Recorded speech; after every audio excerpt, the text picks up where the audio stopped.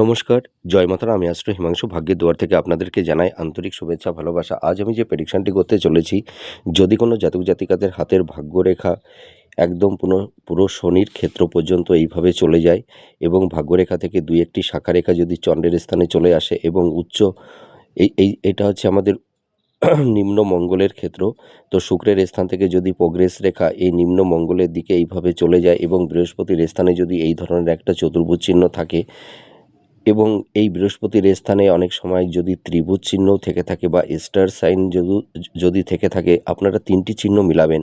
তা এই ধরনের রেখা যদি আপনাদের কোনো হাতে থাকে, তাহলে আপনারা জানবেন যে আপনারা একজন সফল ভালো বিজনেসম্যান হতে পারবেন এবং প্রচুর অর্থ, ধন, সম্পদ, প্রপার্টির মালিক হতে পারবেন এবং সরকারি উচ্চ পদে আপনারা কর্মরত হতে পারবেন। অর্থাৎ আপনারা গভর্নমেন্ট সেক্টরে জব পাবেন এবং বিজনেসের ক্ষেত্রেও আপনারা প্রচুর সাকসেস, সাফল্যতা পাবেন।